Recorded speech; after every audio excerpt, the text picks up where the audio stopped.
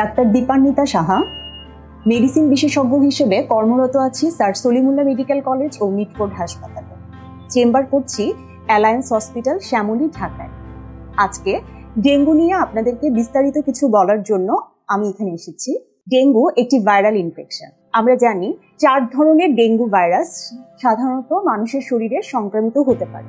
একবার যদি এক ধরনের সেরোটাইপ দিয়ে ডেঙ্গু হয়, সেই সেরোটাইপের এগেনস্টে আমরা জানি লাইফ লং ইমিউনিটি দিয়ে থাকি। কিন্তু অন্য যে আরো 3টি ডেঙ্গু ভাইরাসের সেরোটাইপ আছে, সেটা দিয়ে ডেঙ্গু সংক্রামিত হতে পারে। ডেঙ্গু যেহেতু একটি ভাইরাল ইনফেকশন, সাধারণত অন্যান্য ভাইরাস ইনফেকশনের মতোই কিছুটা ডেঙ্গুর প্রেজেন্টেশন থাকে। যেমন শুরুতেই অনেক উচ্চ মাত্রায় জ্বর আসতে পারে, শরীরে বিভিন্ন জায়গায় র্যাশ হতে পারে, প্রচণ্ড বমি হতে পারে, খাওয়ার অরুচি হতে পারে, পাতলা পায়খানা হতে পারে, শরীরের বিভিন্ন স্থানে রক্তক্ষরণ হতে পারে। 1 থেকে 3 দিনের মধ্যে এই সিমটমগুলো যদি না কমে যায়, সেক্ষেত্রে অবশ্যই আমাদেরকে ডেঙ্গু পরীক্ষা করতে হবে। তাহলে জেনে নেই আমাদের কি কি পরীক্ষা করানো উচিত।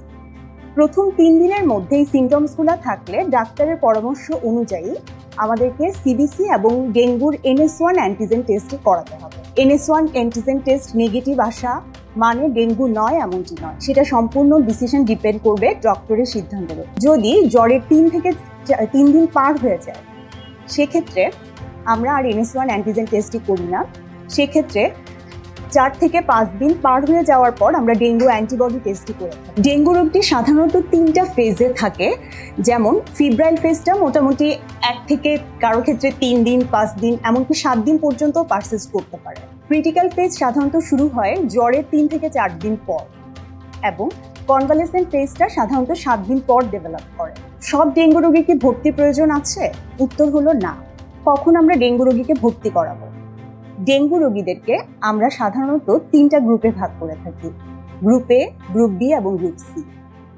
গ্রুপ এতে যারা আছেন তাদের হাসপাতালে ভর্তি হওয়ার প্রয়োজন নেই, তারা বাসায় চিকিৎসা করাবে। প্রচুর পরিমাণে তরল খাবার খাবে, সেটা শুধুমাত্র প্লেন পানি খেলে হবে না, সেটার মধ্যে চিনি লবণযুক্ত লেবুর শরবত, খাবার, স্যালাইন, ডাবের পানি, এগুলো বেশি মাত্রায় খেতে হবে এবং নিয়মিত ডাক্তারের পরামর্শ অনুযায়ী ব্লাড প্রেশার মাপাতে হবে, যদি প্রয়োজন হয় সিবিসি টেস্ট করাতে হবে। গ্রুপ বিতে যারা আছেন, গ্রুপ বির পেশেন্টদের ভর্তির প্রয়োজন না হয় অনেকাংশে, যদি তাদের ওয়ার্নিং সাইন থাকে। ওয়ার্নিং সাইনগুলো কি তাহলে জেনে নিই।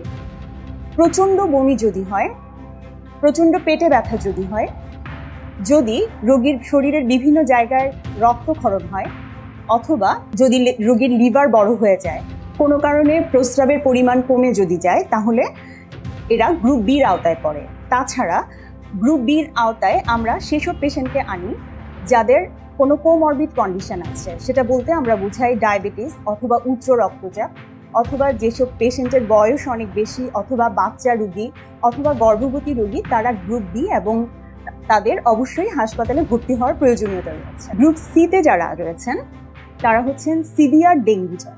যদি শরীরের কোনো জায়গা থেকে রক্তক্ষরণ হয় এবং প্রেশার কমে যায়, অর্থাৎ রোগী যদি শকের দিকে যেতে থাকে, রোগীর যদি প্লাজমা লিকেজের কোনো ফিচার থাকে, যেমন রোগীর যদি ফুসফুসে পানি চলে আসে বা পেটে যদি পানি চলে আসে, অথবা সিভিয়ার অর্গান ইনভলভমেন্টের কোনো ফিচার, সেটা হতে পারে নিউরোলজিক্যাল ইনভলভমেন্ট, যেটাকে আমরা বলি খিঁচুনি রোগ হওয়া বা রোগী অজ্ঞান হয়ে যাওয়া, এরকম যদি কোনো ধরনের সিমটমস হয়, অথবা যদি কিডনিতে অ্যাফেক্ট হয়, সেই ধরনের রোগীকেও অবশ্যই হাসপাতালে ভর্তি করে ডাক্তারের পরামর্শ অনুযায়ী চিকিৎসা দিতে হবে। এবার আসি একটু ডেঙ্গু রোগীর ম্যানেজমেন্ট নিয়ে। হাসপাতালে ভর্তি রোগী ডাক্তারের পরামর্শ অনুযায়ী কতটুকু ফ্লুইড পাবে, কিভাবে পাবে, সেটা ডাক্তাররাই নির্ধারণ করে দিবেন।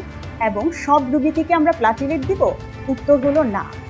যখন যেই রোগীর ব্লাডের দরকার কিনা, প্লাটিলেটের দরকার কিনা, সেটা ডাক্তার তার প্রয়োজন অনুযায়ী সিদ্ধান্ত নেবেন। ডেঙ্গু রোগীর ক্ষেত্রে ডাক্তারের পরামর্শ অনুযায়ী কোনো ওষুধ নেওয়া রোগীর জন্য ক্ষতিকারক হতে পারে। যেমন ডেঙ্গুতে আমরা অ্যান্টিবায়োটিক, স্টেরয়েড এবং NSAID মানে ব্যথার ওষুধ, এগুলা প্রয়োজন ছাড়া কখনোই দিব না, সেটা রোগীর জন্য অনেক বেশি ক্ষতিকারক হতে পারে।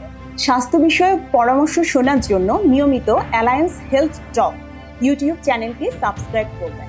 ধন্যবাদ।